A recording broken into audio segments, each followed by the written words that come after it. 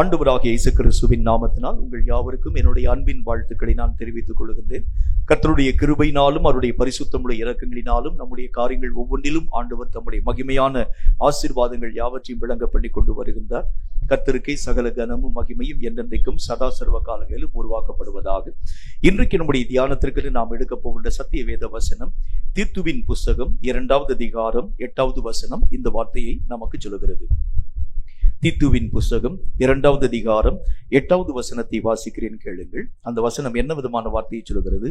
எதிரியானவன் உங்களை குறித்து பொல்லாங்கு சொல்லுகிறதற்கு ஒன்றும் இல்லாமல் வெட்கப்படத்தக்கதாக உபதேசத்திலே விகற்பம் இல்லாதவனும் நல் ஒழுக்கம் உள்ளவனும் குற்றம் பிடிக்கப்படாத ஆரோக்கியமான வசனத்தை பேசுகிறவனுமாய் இருப்பாயாக.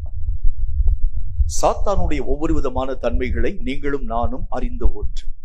ஆண்டவராகிய தேவனுடைய பரிசுத்தமுள்ள பிரசன்னம் கூடக்கூடிய அந்த நேரம் பரலோக ராஜ்யத்திலே சர்வ சங்க சபை நடுவிலே கர்த்தராகிய தேவன் வீற்றிருக்கின்றார். அங்கு காணப்படக்கூடிய எல்லா விதமான தூதர்களும் பரிசுத்தவான்களும் கர்த்தருடைய நாமத்தை ஆராதனையின் மூலமாய் மகிமைப்படுத்தக்கூடிய அந்த நேரத்துல திடீரென்று பொல்லாத சாத்தான் அந்த இடத்திற்குள்ளாக கடந்து வருகின்றார். அந்த இடத்திலே கடந்து வரக்கூடிய அவனை கண்ட கர்த்தராகிய தேவன் கேட்கின்றார், நீ இந்த இடத்திற்குள்ளாக வந்ததனுடைய முகாந்திரம் என்ன? நீ பூமி எங்கிலும் சுற்றி பார்த்து என்னுடைய தாசனாகிய யோபுவின் மேல் நீ உன்னுடைய கண்களை வைத்தாயும், அவன் கர்த்தருக்கு பயப்படக்கூடியவனும் எல்லா விதமான காரியங்களையும் வெட்டு விலகக்கூடியதுமான ஆண்டவராகிய தேவனுக்கு பயப்படக்கூடிய ஒரு மனிதனாய் விளங்கக்கூடியவன் என்கிறதை பற்றி கர்த்தர் பேச ஆரம்பித்தார். இந்த யோபுவை ஆண்டவராகிய தேவனுக்கு முன்பதாக பொல்லாங்கான காரியங்களை திரித்து பேசும் முகாந்தரமாக எப்படி சாத்தான் கர்த்தருடைய பரிசுத்தமுள்ள சமூகத்தை சென்று அடையக்கூடியவனாய் விளங்க ஆரம்பித்தானோ, இந்த நாட்களிலே வசிக்கக்கூடிய உங்களையும் என்னையும் குறித்து பிராது சொல்லும் முகாந்தரமாக அல்லது பொல்லாங்கான காரியங்கள் யாவற்றையும் பேசும் முகாந்தரமாக கர்த்தருக்கு முன்பதாக போய் நின்று நாம் செய்யும் ஒவ்வொரு நடவடிக்கையான காரியங்களை குறித்து அவன் பொல்லாங்கான விஷயங்களை பேசக்கூடியவனாய் விளங்க ஆரம்பிக்கிறார். அதனாலதான் அந்த இடத்துல அப்போஸ்தலனாகிய பரிசுத்த பவுல் என்ன வார்த்தையை நமக்கு சொல்கிறார் பாருங்கள். எதிரியானவன் உன்னை குறித்து பொல்லாங்கான விஷயத்தை பேசாதபடிக்கு நீ உன்னை பாதுகாத்துக் கொள்ள வேண்டும். இந்த பொல்லாங்கான காரியத்தை பிரித்து பேசக்கூடிய இந்த பொல்லாத பிசாசாகிய சாத்தான், இவனுடைய முக்கியமான பணி என்ன அப்படின்னா, நாம் செய்யும் எல்லா விதமான வேலைகளையும் அவன் நுணுக்கமாய் ஆராய்ந்து பார்க்கிறான். எந்த காரியங்களை கர்த்தருக்கு முன்பதாக நாம் போய் சொல்ல ஆரம்பித்தால் ஆண்டவருடைய கோபம் அவன் மேல் மூடக்கூடியதாய் விளங்க ஆரம்பிக்கும். இப்படி ஒவ்வொரு மனிதனுக்கும் பக்கத்துல, உங்களுக்கு தெரியுமோ தெரியாத எனக்கு தெரியல, எப்படி ஆண்டவருடைய தூதர்கள் ஒரு மனிதனுக்கு 2 பக்கத்திலும் காணப்படுகிறார்களோ, அவனை சுற்றிலும் பொல்லாத பிசாசுடைய தூதர்களும் ஒவ்வொரு மனிதனுக்கும் சூழ நிற்கக்கூடியவர்களாய் இருக்கிறதை பார்க்க முடியும். ஆவிக்குரிய கண்கள் திறக்க ஆரம்பிக்கிறது உண்டானால் நம்மளை சுற்றி பொல்லாத பிசாசுடைய தூதர்கள், அவருடைய பணி என்ன?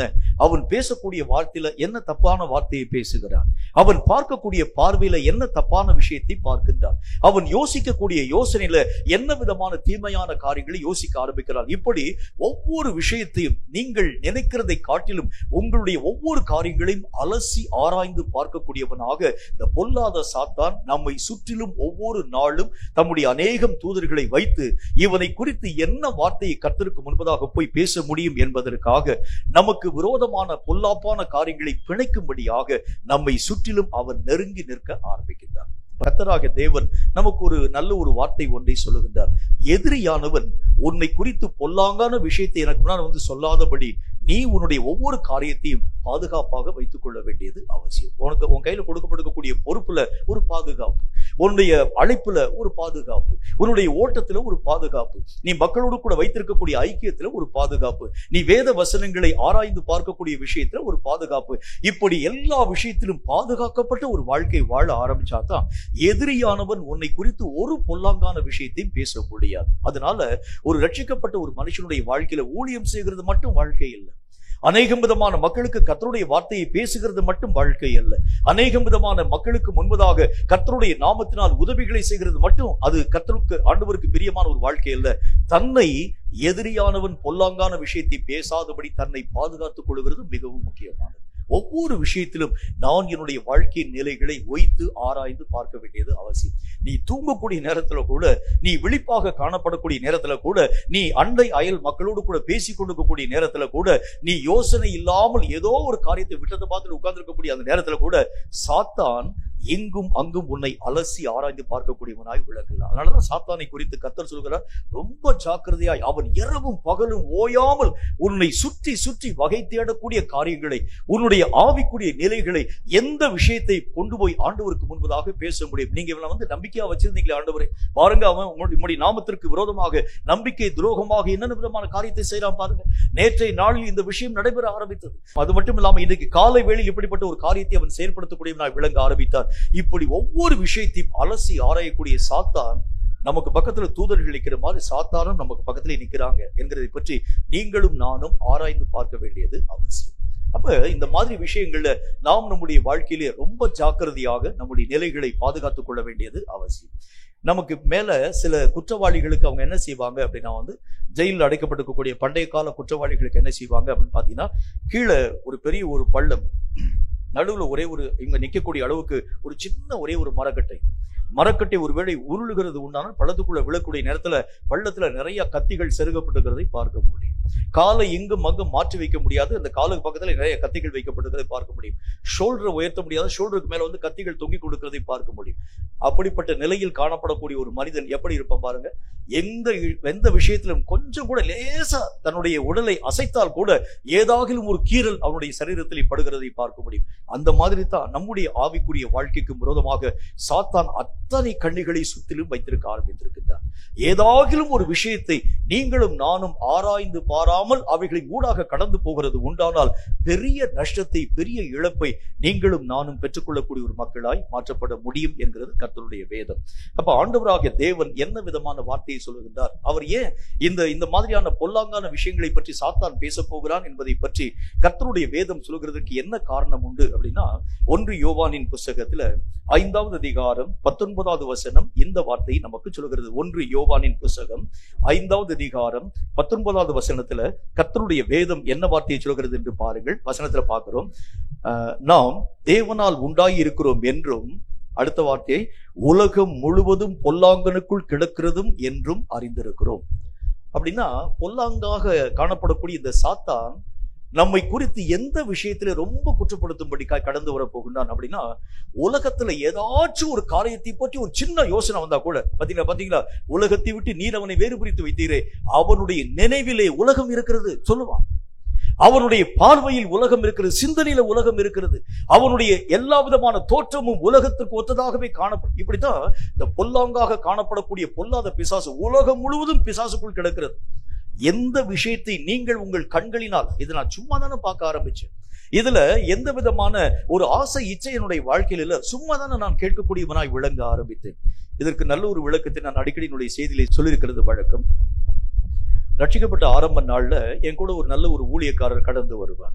நல்ல கர்த்தருடைய வார்த்தைகளை பிரசங்கம் பண்ணக்கூடிய ஒரு மனிதன். அவர் பக்கத்துல வேற ஒரு ஊர்ல இருக்கக்கூடிய ஒரு மனிதனும். நான் அந்த பகுதியிலே கடந்து போகக்கூடிய நேரத்துல என் கூட அவர் ஊழியத்தினூடாக கடந்து வருவார். 2 பேரும் கர்த்தருடைய வார்த்தையை அறிவிக்கிறது வழக்கம். கொஞ்சம் வருஷங்களாக நான் அந்த பகுதியின் ஊடாக ஊழியத்துக்கு போக முடியல. அநேக இடங்கள்ல என்னை ஊழியத்திற்காக அழைப்பிக்க ஆரம்பிச்சிருந்தாங்க. ஒரு குறிப்பிட்ட நாள்ல அந்த கிராமத்தை கடந்து நான் ஊழியத்திற்கு போக வேண்டிய அந்த காலம் வந்தது. அந்த ஊழியத்துக்குள்ளாக போகக்கூடிய நேரத்தில் அவரோடு கூட நான் பேசும்படிக்காக, அந்த காலத்துல தொலைபேசி வசதி எல்லாம் கிடையாது, உடனே கடிதம் எழுதி அவரோடு கூட நான் தொடர்பு கொள்ள ஆரம்பிச்சேன். நாளை தினத்திலிருந்து ஒரு 3 நாள் கன்வென்ஷன் உங்களுடைய கிராமத்தை தாண்டி இருக்கிறது, ஆகவே நீங்கள் அந்த கன்வென்ஷன் கூட்டத்திற்கு வர வேண்டும்.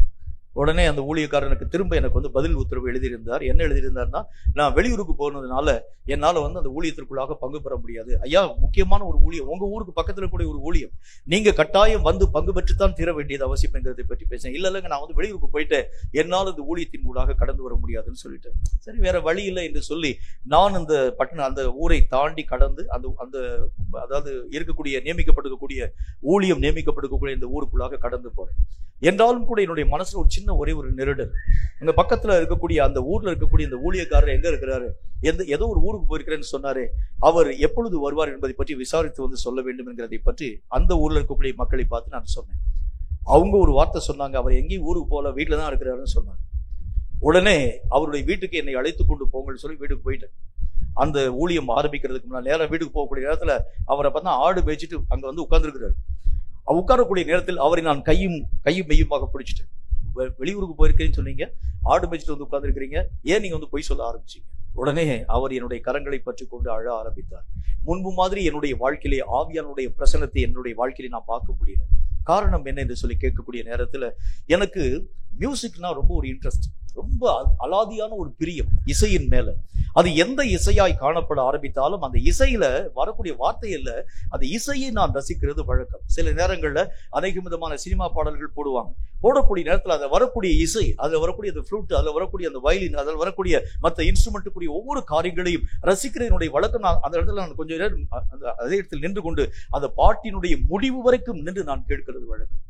இரவு நேரத்துல சின்ன ஒரே ஒரு டிரான்சிஸ்டர் நான் என்னுடைய கரங்களை வச்சிருப்பேன். இப்பதான் மொபைல்ல நிறைய இருக்கிறது, ஆனால் அந்த நாள்ல இருக்கக்கூடிய அந்த சின்ன ஒரு டிரான்சிஸ்டர், அதை வைத்துக்கொண்டு யாருக்குமே தெரியாம நான் ஜெபிக்கிறேன்னு சொல்லி வீட்டுல அத்தனை பேருக்கு தெரியும் என்றாலும் கூட யாருக்குமே தெரியாமல் இரவு நேரத்துல என்னுடைய தலையணைக்கு பக்கத்திலே வைத்துக்கொண்டு இரவிலே வரக்கூடிய அநேகம் பாடல்களிலே வரக்கூடிய, நான் அந்த பாட்டு வார்த்தையெல்லாம் கவனிக்க மாட்டேன், அதுல வரக்கூடிய இசையை நான் ரசிக்கிறது வழக்கம். ஆண்டவராகிய தேவன் என்னோடு கூட பேச ஆரம்பித்தார். நீ செய்கிறது தவறு, நீ செய்கிறது குற்றம். ஆண்டவருக்கு பிரியமான காரியங்களை செயல்படுத்தாதபடிக்கு நீ பிரியமற்ற காரியங்களின் ஊடாக கடந்து போகிறது என்ன என்கிறதை பற்றி கர்த்தர் 3 முறை என்னோடு கூட எச்சரிக்கக்கூடிய வார்த்தைகளை பேச ஆரம்பித்தார். ஆனா என்னால் இந்த ஒரு காரியத்தை விட முடியவில்லை. 4வது முறை ஆண்டவராக தேவனுடைய வார்த்தை என்னோடு கூட பேச துவங்கிற்று. இனி உன்னோடு கூட போராட என்னால் முடியாது, உன்னை விட்டு நான் விலகி போகிறேன் என்று கர்த்தர் சொன்னார். அபிஷேகம் போச்சு, ஆவிக்குரிய அனுபவம் போச்சு, கிருபை போச்சு, தரிசனம் போச்சு, தீர்க்க தரிசனம் போச்சு. எல்லா விஷயங்களையும் இழந்து போனவனாய் இப்பொழுது நடைப்பிணமான ஒரு வாழ்க்கை வாழ ஆரம்பித்திருக்கிறேன். அப்படின்னா என்ன அர்த்தம்? ஒரு சின்ன உலகம் நம்முடைய வாழ்க்கையிலே வர ஆரம்பித்தால் போதும், பிசாசானவன் உன்னையும் என்னையும் குற்றப்படுத்த அவன் துணியக்கூடியவனாய் விளங்க ஆரம்பிக்கிறான். ஒரு சின்ன ஒரே ஒரு மாறுபட்ட ஒரு கருத்து, மாறுபட்ட ஒரு நிலை, இதோ என்னுடைய வித்து அவனுக்குள் இருக்கிறது. பிசாசு சொல்லுவான், ஆண்டவராகிய தேவனே, நீர் அவனை உலகத்திலே நின்று ரட்சிக்கக்கூடியவராய் விளங்கினீர், ஆனால் என்னுடைய வித்தாகிய உலகத்திலே காணப்படக்கூடிய ஒரு சின்ன ஒரே ஒரு அசுத்தமானவனுக்குள் இருக்கிறது, ஆகவே அவனுக்குள் நான் வசிக்க நீர் எனக்கு அனுமதி தர வேண்டும் என்று சொல்லி சாத்தான் உங்களை குறித்து விகற்பமான வார்த்தைகளை கர்த்தருக்கு முன்பதாய் பேசக்கூடியவனாய் விளங்குகிறான். அதனாலதான் கர்த்தருடைய வேதம் சொல்கிறது, எந்த விஷயத்திலும் எந்த பக்கத்திலும் கர்த்தராக தேவனுக்கு முன்பதாக காணப்படக்கூடிய ஒரு மனுஷனுடைய வாழ்க்கையில அவனுடைய முற்புறத்திலும் பின்பக்கத்திலும் இடது பக்கத்திலும் வலது பக்கத்திலும் எந்த பக்கத்திலும் கூட சாத்தானுக்கு எவ்வளவாகிலும் இடமளியாத படிக்கு, உலகத்திற்கு எவ்வளவாகிலும் இடமளியாத படிக்கு தன்னை காத்து கொண்டால் மட்டும்தான் எதிரியானவன் உங்களை குறித்து பொல்லாங்கான விஷயத்தை பேச முடியாது. நம்மை குறித்து பொல்லாங்கான விஷயத்தை பேசுகிறதுக்கு இப்ப நான் சொல்லக்கூடிய இந்த வார்த்தையின் அடிப்படையில உங்களே நீங்க ஆராய்ஞ்சு பாருங்க. எதிரியானவன் உங்களை குறித்து பொல்லாங்கான காரியத்தை பேச முடியுமா கர்த்தருக்கு முன்னால அப்படின்னு நீங்க யோசிச்சு பார்த்தீங்கன்னா, அவன் பேசுகிறது எல்லாமே 100% நம்மளை பத்தி தான் பொல்லாங்கான விஷயத்தையே பேசிக்கொண்டு ஆரம்பிக்கிறதை பார்க்க முடியும். இவை ஞாயிற்றுக்கிழமை மட்டும்தான் ஆண்டவரை உங்களை நினைக்கிறான், மற்ற நாள்லாம் நம்ம ஆளுதான். மற்ற 6 நாளும் நம்ம கூடவே வந்து என் கூடவே எல்லா விதமான பணிகள் யாவற்றையும் செய்யக்கூடியவன் 7வது நாளாக காணப்படக்கூடிய இந்த ஞாயிற்றுக்கிழமை காலை 10 மணி முதல் 1 மணி வரை அல்லது 12 மணி 30 நிமிஷம் வரைக்கும் தான் அவன் உங்க பிள்ளையா இருக்கும். மற்ற வெளியே போயிட்டான்னு வச்சுக்கோங்களேன், அவனுடைய நடையே தனி நடை, அவனுடைய ஓட்டமே வித்தியாசமான ஒரு ஓட்டம், அவனுடைய பார்வை இங்கும் அங்கும் நிற்காத ஒரு பார்வையா இருக்கிறதை பார்க்க முடியும். எதிரியானவன் உன்னையும் என்னையும் குறித்து பொல்லாங்கான வார்த்தைகளை எதை பேச போகிறார்? உன்னை நீயே ஆராய்ந்து பார்க்க வேண்டியது அவசியம். இந்த பொல்லாங்கான விஷயம் அப்படின்னா எதை பற்றி கர்த்தருடைய வேதம் நமக்கு சொல்ல ஆரம்பிக்கிறது? எதை பிசாசு ரொம்ப அதிகமாக இன்சிஸ்ட் பண்ணி கர்த்தருக்கு முன்பதாக உங்களையும் என்னையும் குறித்து பேசும்படிக்காய் கடந்து வர போகின்றார்? சில காரியங்களை நாம் நம்முடைய தியானத்தின் வடிவாக பார்க்க வேண்டியது அவசியம். ஆதியாகம புஸ்தகத்துல 39வது அதிகாரம் 9வது வசனம் இந்த வார்த்தையை நமக்கு சொல்லுகிறது. ஆதியாகமம் 39:9 இந்த வார்த்தையை சொல்கிறது. வாசிக்கிற கொஞ்சம் ஆழமாக நீங்கள் கவனிக்க வேண்டும். இந்த வீட்டில் என்னிலும் பெரியவன் இல்லை, நீ அவருடைய மனைவியாய் இருக்கிறபடியினால் உன்னை தவிர வேறு ஒன்றையும் அவர் எனக்கு விலக்கி வைக்கவில்லை. இப்படி இருக்க நான் இத்தனை பெரிய பொல்லாங்குக்கு உடன்பட்டு தேவனுக்கு விரோதமாய் பாவம் செய்வது எப்படி என்றார். 2 விஷயத்துல ஆண்டவராகிய தேவனுடைய நாமத்தினால் பொல்லாங்குக்கு விலகின யோசேப்பினுடைய வாழ்க்கை. ஒன்று, கொடுக்கப்பட்டிருக்கக்கூடிய பொறுப்பை விட்டு விலகாது இருக்கக்கூடிய ஒரு மனிதனாக இத்தனை காரியங்களை என்னை நம்பி எஜமான் கொடுத்திருக்கிறான். இதிலே ஒரு விஷயத்தில் கூட நான் தவறான ஒரு காரியத்தின் ஊடாக கடந்து போய்விடக்கூடாது. என்னை நம்பி எல்லா விதமான அலுவல்களை, வீட்டில் இருக்கக்கூடிய ஒவ்வொரு பொக்கிஷத்தை, ஒவ்வொரு காரியத்தை என்னை நம்பி தந்திருக்கக்கூடிய என்னுடைய எஜமானுக்கு விரோதமான காரியத்தை செய்கிறது எப்படி? 2வது காரியம், என் மேல எஜமான் நம்பிக்கை வச்சனாலதான் உன்னை எந்த பாதுகாப்பும் இல்லாமல் எனக்கு முன்பதாக அவன் மெய்யாகவே அனுமதிக்க துவங்க ஆரம்பிச்சான். அந்த எகிப்து நாடு உங்களுக்கு நல்லாவே தெரியும். அதிலே பெண்களுடைய நடமாட்டம் எங்கும் அங்கும் காணப்படாது இருக்கக்கூடிய ஒரு நாடும் கூட. பெண்கள் வருகிறது உண்டானால் முழுக்க அப்படி மூடிக்கொண்டு அதாவது பரதாலாம் போட்டுதான் வெளியே வருகிறது பார்க்க முடியும். எந்த பெண்களுடைய முகத்தை கூட உங்களாலும் என்னாலும் பார்க்க முடியாது. சின்ன ரெண்டே கண்ணுக்கு மாத்திரம் துவாரத்தை விட்டுட்டு மற்ற எல்லா உடலிலே காணப்படக்கூடிய எல்லா பகுதிகளையும் மறைவாக வைத்துக் கொண்டு வெளியே வருகிறது தான் அந்த காலத்தில் இருக்கக்கூடிய பெண்களுடைய சுபாவம். எப்பவுமே அப்படிதான் இருக்கிறாங்க. ஆனால் அந்த ஐதீகமான காலங்கள் அவங்களுடைய வாழ்க்கை எப்படி இருக்குன்னு பாருங்க.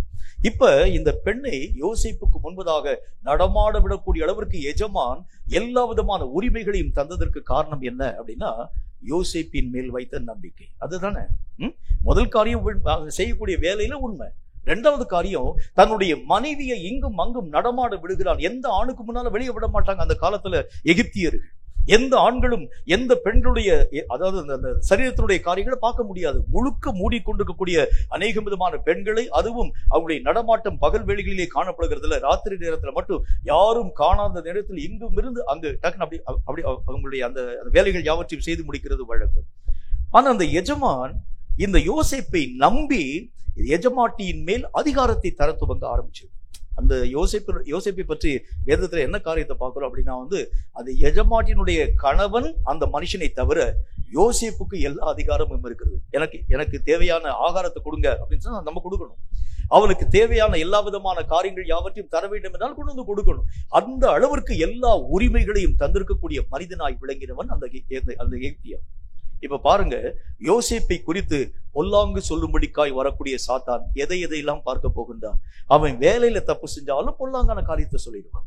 ஒருவேளை அவன் மேலே வைத்திருக்கக்கூடிய நம்பிக்கைக்கு விரோதமாய் ஏதாகலும் காரியத்தை செய்தாலும் பொல்லாங்கான விஷயத்தை அவன் பேச ஆரம்பித்து விடுவான். யோசேப்பு அந்த விஷயத்தை சரியாய் புரிந்து கொள்ள ஆரம்பிக்கிறதை பார்க்க முடியும். அவன் என்ன வார்த்தை சொல்றான் பாருங்க. யோசேப்பு 39வது அதிகாரம் 9வது வசனம், இந்த வீட்டிலே என்னிலும் பெரியவன் இல்லை, நீ அவருடைய மனைவியாய் இருக்கிறபடியினால் உன்னை தவிர அவர் வேறொன்றையும் அவர் எனக்கு விலக்கி வைக்கவில்லை.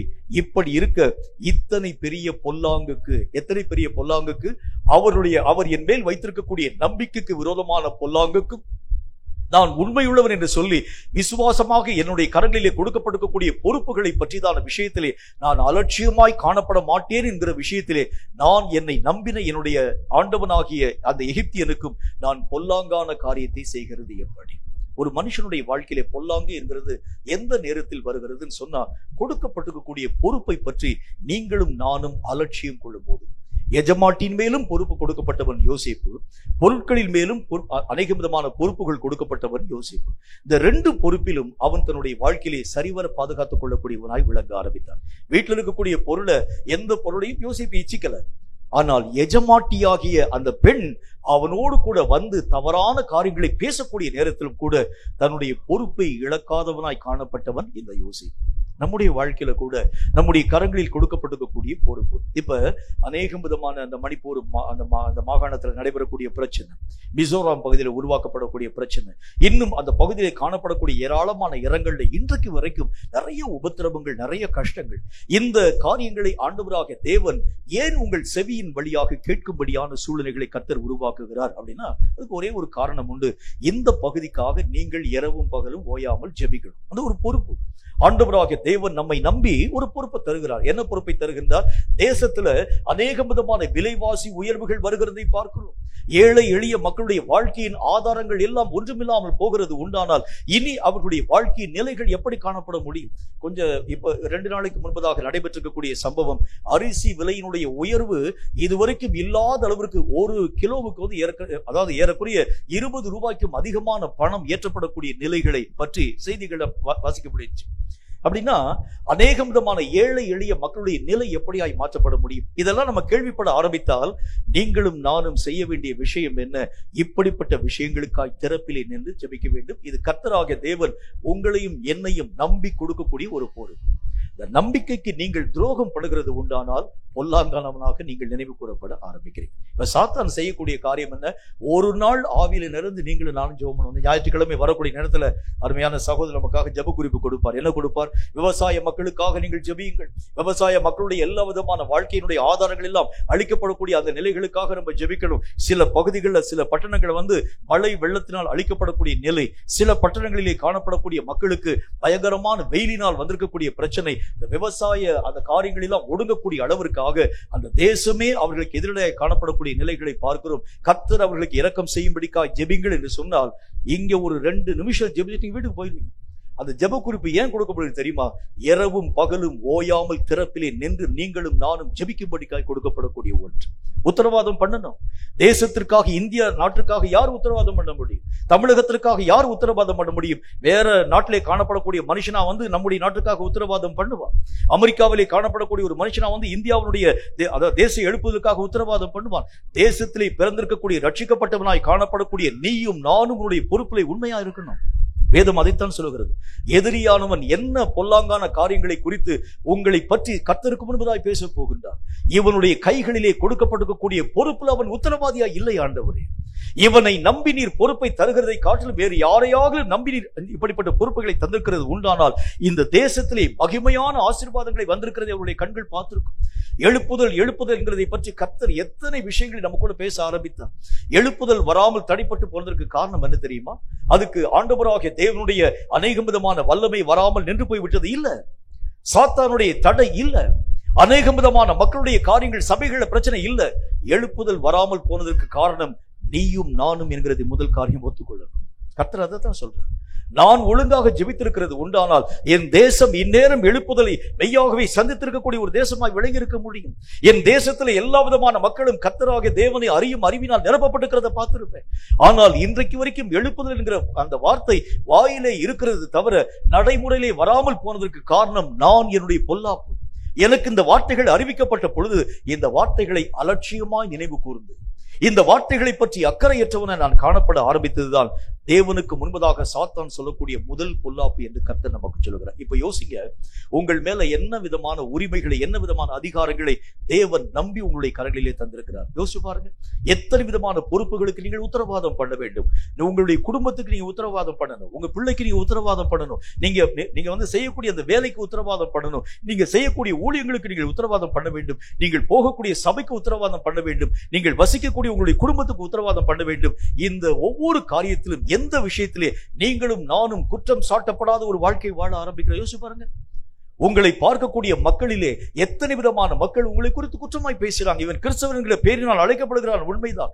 வாழ்க்கையிலே கிறிஸ்தவனுக்கு எந்த விதமான அடையாளமும் காணப்படுகிறது இல்லை. இப்படிப்பட்ட குற்றங்கள் வந்ததற்கு காரணம் தேவன் என்னை நம்பி கொடுத்திருக்கக்கூடிய விஷயத்தில் நான் அலட்சியமாய் காணப்பட்டு பொல்லாங்கானவன் என்னை குறித்து விகற்பமாய் பேசும்படிக்காக நான் இடம் கொடுக்க ஆரம்பிக்கின்றேன். அப்ப முதல் காரியம் நான் செய்ய வேண்டியது என்ன? என் பொறுப்பை நான் உணர்ந்து கொள்ள வேண்டும். என்னை நம்பி ஒரு நாள் உட்கார்ந்து யோசிப்பாரு. என்னை நம்பி கர்த்தர் என்னென்ன விதமான பொறுப்பெல்லாம் தந்திருக்கிறார். இத்தனை வருஷ காலம் நான் ரட்சிக்கப்பட்ட அந்த நாள்ல இருந்து, கவனிங்க, நான் ரட்சிக்கப்பட்ட அந்த நாள்ல இருந்து இந்த நாள் வரைக்கும் எத்தனை பொறுப்பை ஆண்டவராக தேவனுடைய கரங்களை தந்திருந்தார். ஒவ்வொரு விஷயத்தில் நான் என்னென்ன விதமான காரியத்தை செய்யும்படிக்காக உருவாக்கப்பட்டேன். என்னென்ன விதமான விஷயங்களை ஆண்டவராக தேவன் நம்பி என்னுடைய கரங்களிலே பொறுப்பாக என்னுடைய கரங்களுக்குள்ளாக உருவாக்க தரக்கூடியவராய் விளங்க ஆரம்பிச்சேன். நான் இப்படிப்பட்ட காரியங்களை செய்கிறதற்கு பாத்திரவான் இல்லை என்றாலும் ஆண்டவராக தேவன் அழைக்கக்கூடிய நேரத்துல, சில நேரத்துல கொஞ்சம் யோசிச்சு பாருங்க. கர்த்தருடைய நாமத்தினால ஜெபிக்கும்படிக்காய் வரக்கூடிய அநேக விதமான மக்கள் அவங்களை தலையில கரங்களை வைத்து ஜெபிக்கக்கூடிய நேரத்துல சில நேரங்களில் தீர்க்கதரிசனங்கள் வருகிறது வழக்கம். ஆண்டவராக தேவன் இன்றைக்கு உனக்கு சொல்லுகின்றார், இது முதற்கொண்டு வேதத்திலே காணப்படும் அநேகம் ஆழமான காரியங்களை பார்க்கும்படிக்காக, வேதத்தின் முடிச்சுக்களை அவிழ்க்கக்கூடிய அளவிற்காக உன் கண்களை நான் பிரகாசம் உள்ளதாய் மாற பண்ணியிருக்கிறேன் என்று சொல்லியிருக்கிறார். உண்மைதான், கர்த்தராக தேவன் சொன்னார். ஆனால் அதற்காக நீங்கள் பண்ண எஃபோர்ட் என்ன யோசிச்சு பாருங்க. கர்த்தர் பேசிட்டார், ரொம்ப சந்தோஷமா இருந்துச்சு. அன்னைக்கு போகக்கூடிய வரக்கூடிய எல்லா மக்களுக்கு முன்பதாக சொன்னோம், ஆண்டவராகிய தேவன் என்னை ஆசீர்வதித்து வேதத்தின் ஆழங்களை பார்க்கும்படிக்காக பிரகாசமான கண்களை தருகிறேன் கர்த்தர் சொன்னார். கர்த்தராகிய தேவன் சொன்னார், என்னுடைய தலைமையில் கரங்களை வைக்கக்கூடிய அந்த நேரத்தில் தீர்க்கதரிசனியாய் நான் உன்னை அபிஷேகம் பண்ணியிருக்கிறேன். இது முதல் தேவதூதர்கள் ஏறுகிறதும் இறங்குகிறதுமான மகிமையான காரியத்தை உன்னுடைய கண்களினால் பார்ப்பாய் என்கிறதை பற்றி கர்த்தர் பேசினார். அந்த காரியத்திற்காக நீங்களும் நானும் செய்த பிரயாசம் என்ன காரியத்தை செஞ்சோம்? அவைகள் என்னுடைய வாழ்க்கையில் இன்னைக்கு வரைக்கும் இருக்கா இல்லையா? அப்படி என்றால் எதிரியானவன் உன்னையும் என்னையும் குறித்து பொல்லாங்க சொல்லுவான். கர்த்தருக்கு முன்னால் நீங்க கொடுத்த வரம் ஆண்டவரே, எவ்வளவு பெரிய வரம், எவ்வளவு பெரிய ஒரு தாழ்ந்து, நான் உன்னை முகமுகமாய் சந்திக்கக்கூடிய ஒரு நிலைகளை உருவாக்கி தருகின்றேன். உன் கூட நான் முகமுகமாய் பேச வேண்டும் என்று ஆசைப்படுகின்றேன். உன்னுடைய ஒவ்வொரு விதமான பிரயாசத்திலும் என்னுடைய மகிமை நீ பார்ப்பாய். உன்னுடைய ஒவ்வொரு ஜெப வேளையிலும் நான் உன்னை சந்திப்பேன் என்று கர்த்தர் எத்தனை பேருக்கு வாக்குத்தத்தமான வார்த்தையை தர ஆரம்பிச்சிருந்தார். ஆனால் இவைகளெல்லாம் மறந்து போய் ஏனோ தானோ என்கின்ற ஒரு வார்த்தை நான் வாழ்க்கை வாழ ஆரம்பிக்கிறது உண்டான எதிரியானவன் உன்னையும் என்னையும் குறித்து குற்றம் சாட்டாமல் எப்படி இருக்க முடியும்? ஆகவேதான் கர்த்தர் சொல்கின்றார், பொறுப்பை முதல் காரியம் உணரக்கூடிய நிலை நம்முடைய வாழ்க்கையில வரணும். நான் யார்? என் கையில என்ன பொறுப்பை கர்த்தர் தந்திருக்கிறார்? நான் எதற்காக உருவாக்கப்பட்டேன்? எந்த காரியத்தை நோக்கி நான் கடந்து போக வேண்டியது அவசியம்? ஆரம்ப நாளிலே கர்த்தர் என் கூட பேசும்போது எத்தனை வார்த்தைகளை கொண்டு என் கூட பேச ஆரம்பித்தார். நீ இந்த காரியத்தை செய்யணும், இந்த விஷயத்தின் மூலமாக கடந்து போகணும், இந்த ஊழியத்திற்காக நான் உன்னை அபிஷேகம் பண்ணினேன். எத்தனை விஷயங்களை கர்த்தராக தேவன் பேசினார். இதுல ஏதாகிலும் ஒன்றுக்காகிலும் நீங்களும் நானும் உத்தரவாதியாய் காணப்பட்டது உண்டான்னு பாருங்க. இங்க பார்த்தோம், அங்க பார்த்தோம், அங்க பார்த்தோம், அங்க பார்த்தோம், ஒண்ணுமே இல்லை. கர்த்தருடைய வேதம் சொல்கிறதை போல எதிரியானவன் இப்படிப்பட்ட காரியத்தை நீ செய்கிறது உண்டானால் உன்னை குறித்து கர்த்தருக்கு முன்பதாக பொல்லாங்கான விஷயத்தை பேசும்படிக்காய் கடந்து வர ஆரம்பிச்சிருவான். இரண்டாவது காரியத்தை பாருங்க. அதாவது கொடுக்கப்பட்டிருக்கக்கூடிய விஷயத்துல ஆண்டவராகிய தேவனுடைய வேதம் சொல்கிறதை போல எல்லா விஷயத்திலும் உண்மை மட்டுமல்லாமல் யோசேப்பினுடைய வாழ்க்கையிலே எந்த விஷயத்தையும் சேதப்படுத்தாத ஒரு வாழ்க்கை வாழ்ந்தவன் யோசேப்பு. தன்னுடைய ஆண்டவராக தேவனுக்குள் தன்னுடைய வாழ்க்கையிலே காணப்படக்கூடிய அந்த கற்புக்கு சேதம் வராத அளவிற்காக எஜமானுடைய அந்த எல்லா விதமான தீமையான வார்த்தைகளின் நிமித்தம் தவறான காரியங்களை செய்து எஜமானியும் அவன் சேதப்படுத்தாதபடி எப்படி பாதுகாத்துக் கொள்ள ஆரம்பிச்சார் பாருங்க. தன்னையும் பாதுகாத்துக் கொண்டான், எஜமானியும் பாதுகாக்கக்கூடிய ஒரு மனுஷனாய் விளங்க ஆரம்பித்தார். அப்ப நம்முடைய வாழ்க்கையில சேதப்படுத்தப்படாத ஒரு வாழ்க்கை வாழ வேண்டியது அவசியம். சில விஷயங்களை நீங்களும் நானும் கடந்து போகிறது உண்டானால் நம்மை அறியாத ஆவிக்குரிய நஷ்டங்கள் வருகிறதை நாம் பார்க்க முடியும். அப்போஸ்தலனாகிய பரிசுத்த பவுல் ஒரு தடவை கர்த்தருடைய நாமத்தினாலே ராயனுக்கு அபயமிட்டிருக்கின்றார். அபயமிடக்கூடிய அப்போஸ்தலனாகிய பரிசுத்த பவுல கப்பல்ல கூட்டிட்டு போறாங்க. கப்பல்ல கூட்டிக் கொண்டு போகக்கூடிய இடத்தில் பயங்கரமான புயல் காற்றக்கூடிய அறிகுறி உருவாக்கப்படக்கூடிய அந்த நிலைகளை பவுல் பார்த்த மாத்திரத்துல சொல்லுகின்றார். அங்க இருக்கக்கூடிய மாலுமிகளை பார்த்து, கப்பலை இயக்கக்கூடிய மக்களை பார்த்து சொல்லுகின்றார், நம்ம இந்த பிரயாணத்துல போகிறது நல்லா இருக்காது. இந்த பிரயாணத்தின் நிமித்தமாக நிறைய சேதம் வருகிறதாக நான் மெய்யாகவே பார்க்க ஆரம்பிக்கிறேன். இந்த பிரயாணம் நமக்கு வேண்டாம் என்கிறதை பற்றி பேச ஆரம்பிச்சேன். மாலுமிகள் பவுலை பார்த்து சொன்னாங்க, உனக்கு கப்பலை பத்தி தெரியுமா? உனக்கு ஏதாச்சும் தெரியுமா? கப்பலை இத்தனை வருஷம் இந்த கடலிலே இயக்கி இருக்கக்கூடிய மாலுமிகள் நாங்க, எங்களுக்கு தெரியாது, உனக்கு என்ன தெரியும் என்கிறதை பற்றி அவர்கள் பேசி அந்த கப்பலை அவர்கள் இயக்க ஆரம்பிச்சாங்க. நடந்த காரியம் என ஒரு பெரிய புயல் காற்று வந்துச்சு. கப்பல் சேதம் அடைந்து அநேக விதமான பகுதிகள் உடைக்கப்பட்டு போகிறது மட்டுமில்லாமல் ஒரு தீவிலே போய் ஒதுங்கி இருக்கிறதாக அவருடைய கண்கள் பார்த்து, அப்ப அப்போஸ்தலன் சொல்லுகின்றார், நான் முதலே சொன்னேன், இந்த பிரயாணத்தை நம்ம செய்யாதிருந்தா இவ்வளவு பெரிய சேதம் நமக்கு வந்திருக்காது. சேதம் அடையாமல் நான் காப்பாற்றப்படும்படியான வார்த்தைகளை பேச ஆரம்பிச்சேன். நம்முடைய வாழ்க்கையிலும் கூட சில விஷயங்களிலே நீங்களும் நானும் மீறி தலையிட ஆரம்பிக்கிறது உண்டானால் சில ஆவிக்குரிய சேதங்கள் உங்கள் வாழ்க்கையிலே வருகிறத பார்க்க முடியும். இந்த யோசேப்பினுடைய வாழ்க்கையில ஒருவேளை எண்ணி துணிந்து அந்த பெண்ணினுடைய வார்த்தைக்கு அவன் செவி கொடுக்க ஆரம்பித்திருக்கிறது உண்டானால் தன்னையும் அவன் சேதப்படுத்தியிருப்பான், அந்த பெண்ணையும் அவன் சேதப்படுத்தியிருப்பான். அப்ப அந்த சேதங்கள் வரக்கூடிய நிலைகள், அந்த நிலைகள்ல இந்த யோசேப்பு தன்னுடைய வாழ்க்கையின் எல்லைகளை மெய்யாகவே பாதுகாக்கும் மனிதனாய் விளங்க ஆரம்பிக்கிறதை பார்க்க முடியும். நம்முடைய வாழ்க்கையில கூட பல நிலைகள்ல அநேகமான காரியங்கள் நம்மை அறியாமல் சேதமாக்கப்பட்டு கொண்டே வருகிறதை நாம் பார்க்க முடியும். என்னென்ன விஷயம் நம்முடைய வாழ்க்கையிலே சேதமாக்கப்பட்டு கொண்டு வருகிறது என்கிறதை பற்றி ரொம்ப முக்கியமான 2 விஷயத்தை நான் உங்களுக்கு சொல்ல வேண்டியது அவசியம். வெளிப்படுத்தின விசேஷத்துல 6வது அதிகாரம் 6வது வசனம் இந்த வார்த்தையை நமக்கு சொல்லுகிறது. வெளிப்படுத்தின விசேஷம் 6வது அதிகாரம் 6வது வசனம் இந்த வார்த்தையை சொல்லுகிறது. அதை நான் வாசிக்கிறேன், கேளுங்க. அப்பொழுது ஒரு பணத்திற்கு 1 படி கோதுமை என்றும் 1 பணத்திற்கு 3 படி வார்கோதுமை என்றும் எண்ணெயையும் திராட்சரசத்தையும் சேதப்படுத்தாது என்றும் 4 ஜீவன்களின் மத்தியிலே இருந்து உண்டான சத்தத்தை கேட்டேன். சில நமக்கு உண்டான காரியங்களை நாம் நம்முடைய வாழ்க்கையிலே மறந்து போய் நம் இஷ்டத்தின்படியே கடந்து போக ஆரம்பிக்கிறது உண்டானால் முதல் சேதம் எங்கே வருகிறது அப்படின்னா, எண்ணெயும் திராட்சரசமும் சேதமாக்கப்படக்கூடிய நிலைகளை நாம் பார்க்க முடியும். இது என்ன எண்ணெய் அப்படின்னா உங்களுக்கு நல்லாவே தெரியும். 2 குரூப்பாக ஆண்டவராக தேவனை மணவாளனை சந்திக்க 2 கூட்டத்தார் கடந்து போனாங்க. அதிலே ஒரு கூட்டத்தார் புத்தி உள்ளவர்கள், இன்னொரு கூட்டத்தார் புத்தி இல்லாதவர்கள். புத்தி இல்லாதவர்கள் செஞ்ச காரியத்தை பார்க்கிறோம். அவர்கள் எண்ணெயை கூட கொண்டு போகாமல் தன்னுடைய தீவட்டிகளை மட்டும் எடுத்துக்கொண்டு கடந்து போக ஆரம்பிச்சாங்க. புத்தி உள்ளவர்களோ தீவட்டிகளோடு கூட தன்னுடைய எண்ணெய்களையும் எடுத்துக்கொண்டு போக ஆரம்பிச்சாங்க. மணவாளன் வர மெய்யாகவே காலதாமதம் ஆக்கப்பட்டது. 2 விதமான குரூப் ஆஃப் பீப்புள்ஸ் தூங்கிட்டாங்க. தூங்கக்கூடிய நேரத்தில் திடீரென்று சொல்லக்கூடிய ஒரு சத்தம் ஒன்று நெடுந்துணியாய் துணிக்க துவங்கிற்று. அவங்க கேட்கக்கூடிய அந்த சத்தத்துல, இதோ மணவாளன் வந்து விட்டார், எதிர்கொண்டு போக ஆயத்தப்படுங்கள். 2 பேர் எதிர்த்து பார்க்கறாங்க. 2 பேருடைய தீவட்டிகளும் அணைந்து போயிருக்கிறது உடைய கண்கள் பார்க்குது. உடனே புத்தியுள்ளவர்கள் எழுந்து பார்த்தார்கள். தீவட்டிகள் அணைந்து போயிருக்கிறதை கண்ட மாத்திரத்துல தாங்கள் வைத்திருக்கக்கூடிய எண்ணெயை அவர்கள் பயன்படுத்தி தீவட்டியின் மேல் மீண்டும் அவர்கள் எண்ணெயை பூசி அந்த தீவட்டியை எரிய செய்யக்கூடிய ஒரு மக்களாய் விளங்க ஆரம்பிச்சாங்க. புத்தி இல்லாதவர்கள் எண்ணெய் எடுத்துட்டு போகாம போனதுனால நடந்த காரியத்தை பார்க்கிறோம். தீவட்டியை அதாவது எரிய பண்ணக்கூடிய காரியம் அவங்க கையில இல்லை. உடனே இவங்ககிட்ட வந்து கேட்கிறாங்க, உங்க கையில இருக்கக்கூடிய எண்ணெயை கொஞ்சம் கொடுங்க. இல்ல உங்களுக்கு எனக்கும் போதாம போயிடக்கூடாது, நீங்க என்ன போய் வெளியே போய் விற்கக்கூடிய மக்களுடைய கையில போய் வாங்கிக்கணும். இவர்கள் வாங்கும்படிக்காய் வெளியே போகக்கூடிய நேரத்தில் மணவாளன் ஏதோ வந்து விட்டார். ஆயத்தமாய் காத்திருக்கக்கூடிய மக்கள் தேவனுடைய ராஜ்யத்துக்குள்ள கடந்து போனாங்க. இதுல எண்ணெய் என்று அழைக்கப்படக்கூடியது எதை ஆண்டவராக தேவன் சொல்லுகிறார் அப்படின்னா, நமக்குள் வசிக்கக்கூடிய பரிசுத்தமுள்ள ஆவியானவரின் நிறைவு என்கிறதை பற்றி கர்த்தருடைய வேதம் சொல்லுது.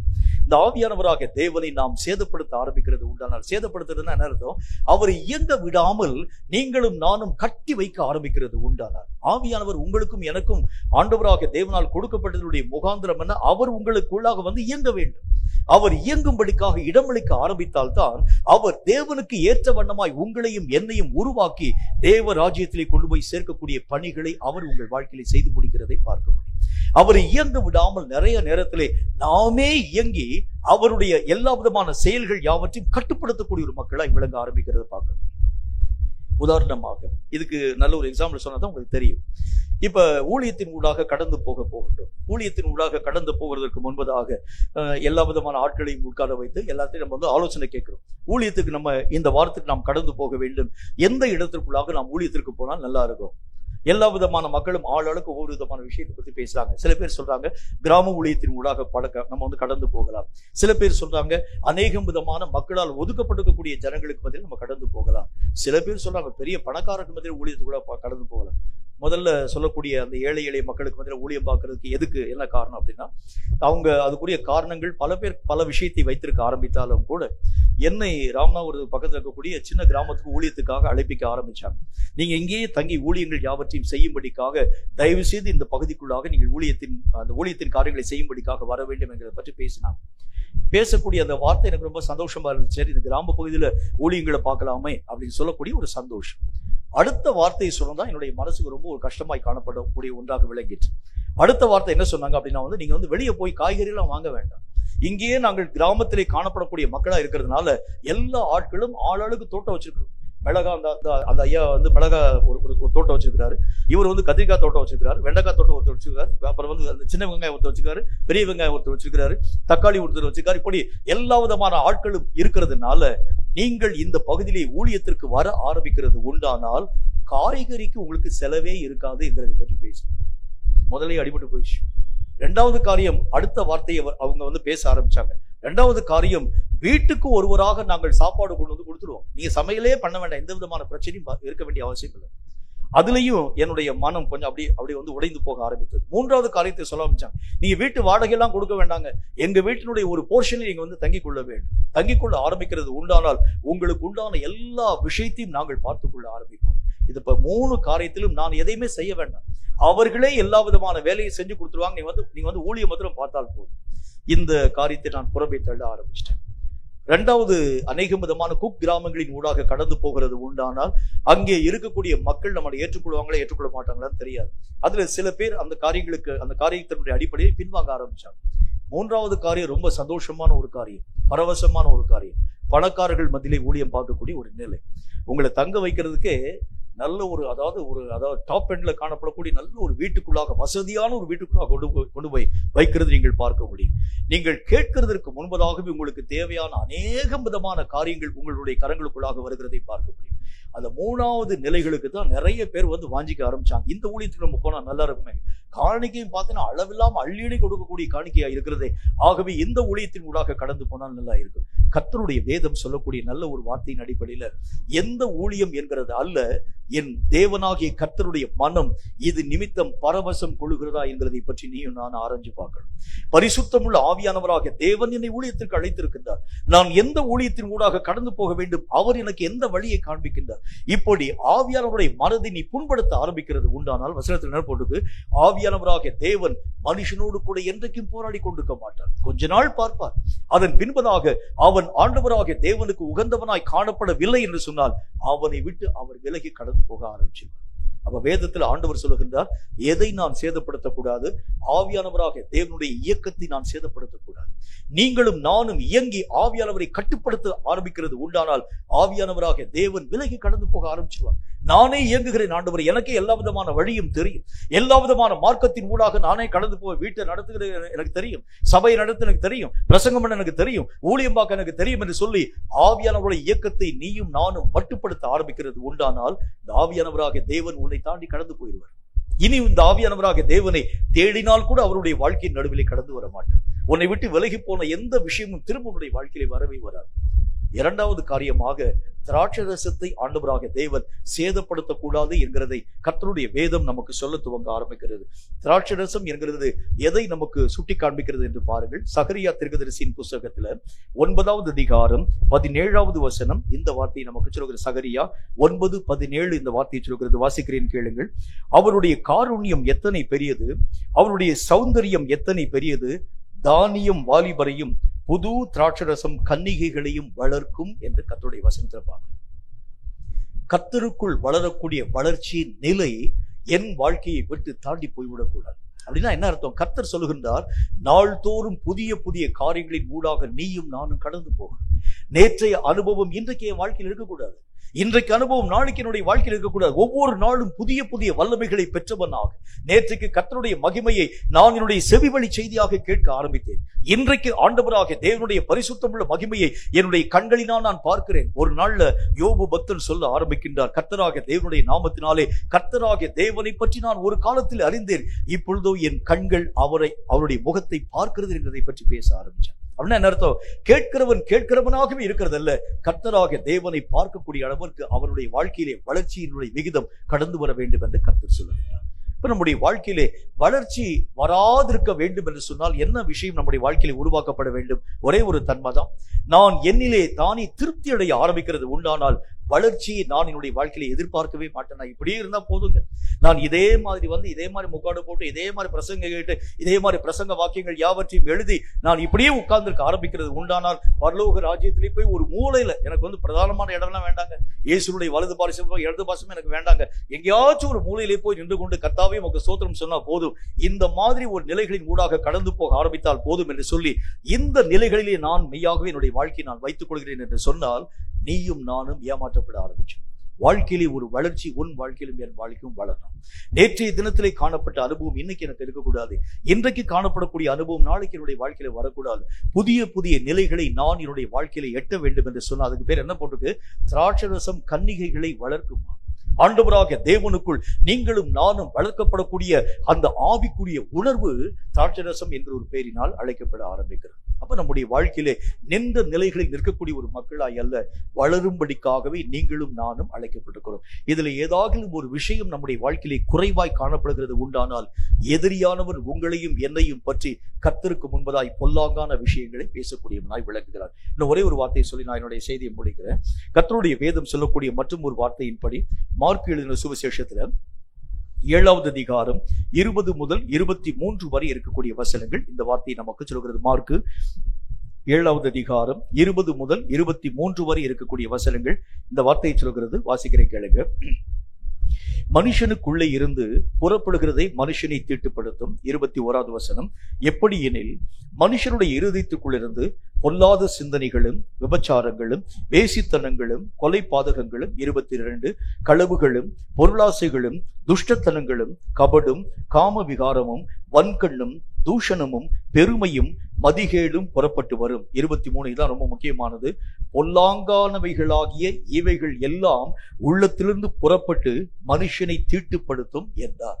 இத்தனை விஷயத்துக்கு பேர் பொல்லாங்கானவைகள் என்று கர்த்தருடைய வேதம் சொல்லும். இதுல ஏதாகிலும் ஒன்று என்னுடைய வாழ்க்கையிலே காணப்பட ஆரம்பிக்கிறது உண்டானால், எதிரியானவன் என்னை குறித்து பொல்லாங்கான விஷயத்தை கர்த்தருக்கு முன்பதாய் பேச துவங்க ஆரம்பித்து விடுவார்.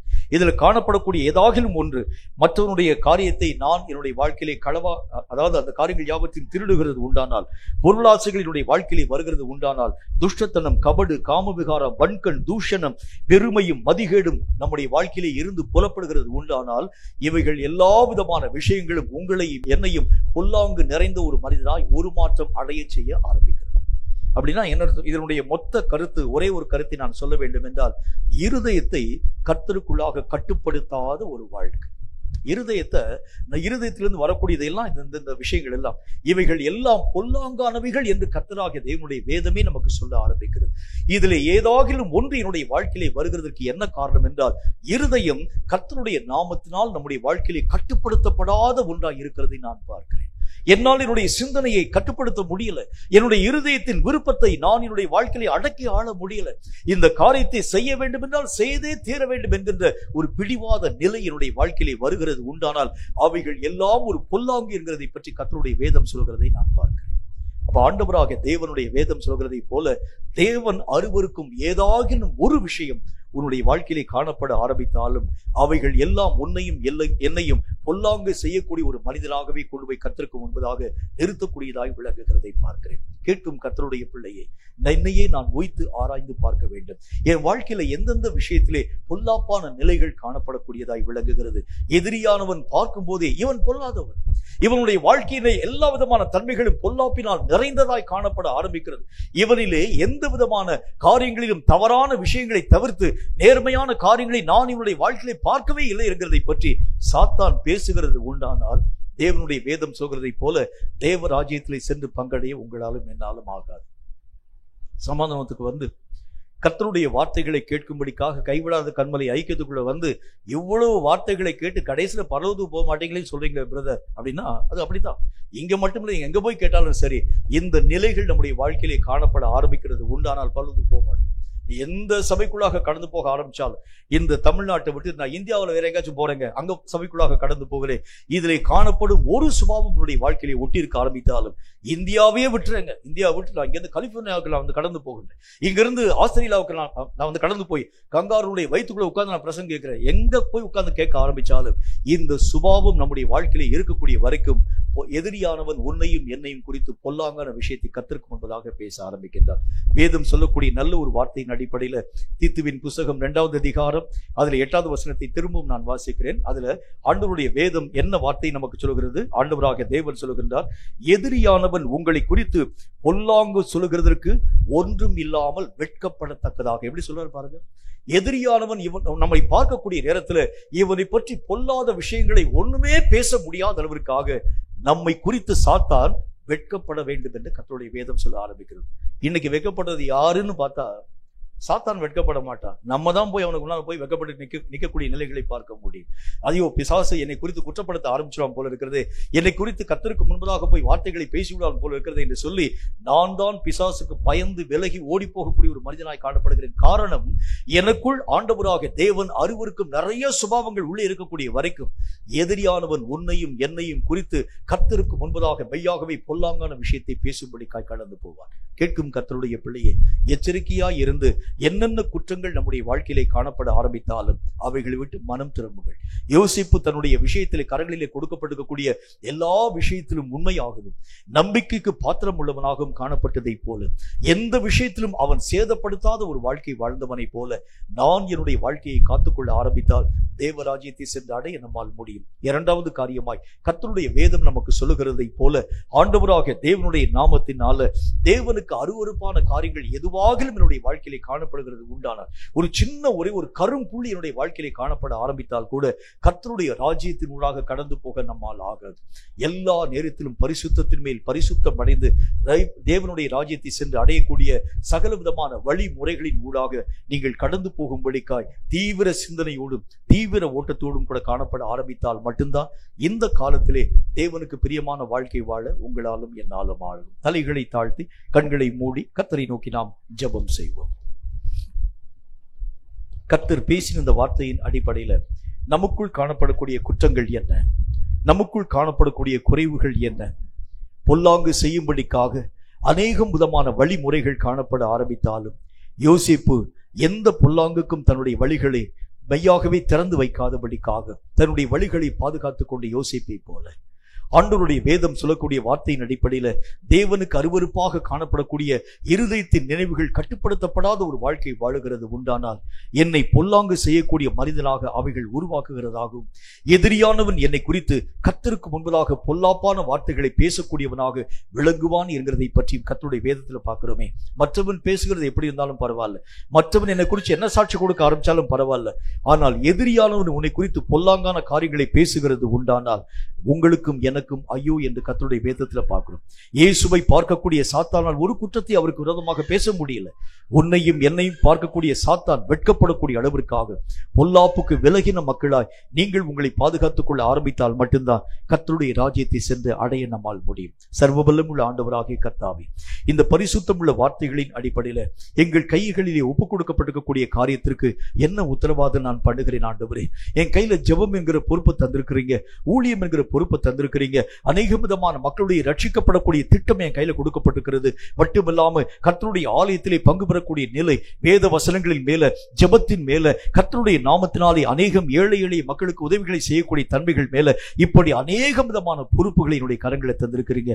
இவைகள் எல்லாவற்றுக்கும் உத்தரவாதிகளாய் காணப்பட வேண்டிய நாங்கள் எதிரியானவனைகளை குறித்து குற்றப்படுத்தக்கூடிய அளவிற்காக அவைகளில் ஏதாகிலும் ஒன்றிலே தவறான ஒரு வாழ்க்கை வாழுகிறது உண்டானால் தேவனுக்கு முன்பதாக நிற்கக்கூடிய தகுதியை நாங்கள் இழக்கிறோம் என்று கர்த்தருடைய வசனத்தின் மூலமாய் நாங்கள் கற்றுக்கொண்டோம் ஆண்டவரே. மட்டுமல்லாமல் தேவனுக்கு அருவருப்பான எந்த நினைவும் எங்களுடைய வாழ்க்கையிலே காணப்படாதபடி நாங்கள் அப்பழுக்கற்ற தேவ பிள்ளைகளாக எங்கள் நிலைகள் எல்லாவற்றையும் கர்த்தராக தேவனுக்குள் பாதுகாத்துக் கொள்ள எங்களுக்குள் காணப்படக்கூடிய நாங்கள் நாள்தோறும் வளரக்கூடிய வளர்ச்சியாக திராட்சை ரசத்தையும் பரிசுத்த ஆவியின் நிறைவாகிய எண்ணெயும் சேதப்படுத்தாதபடி சகல ஜாக்கிரதையோடு கூட எங்கள் நிலைகளை பாதுகாத்துக் கொள்ள நீர் கிருபைகளை தாரு. இந்த வசனங்களை கேட்டு உடைய பிள்ளைகளுடைய வாழ்க்கையில இந்த ஆவிக்குரிய அனுபவம் அவர்கள் வாழ்க்கையிலே கடந்து வந்து எல்லா விதமான உலக ரீதியான காரியங்களை புறம்பே தள்ளி தேவனை நோக்கி தங்கள் ஓட்டத்தை நிறுத்தாமல் ஓடி முடித்து உம் ராஜ்யத்தை வந்து அடைய கிருபை தர வேண்டும் என்று இயேசு கிறிஸ்துவின் பரிசுத்தமுள்ள நாமத்தினால் வேண்டிக் கொள்கிறோம் எங்கள் பரிசுத்தமுள்ள நல்ல பிதாவே. ஆமென், ஆமென்.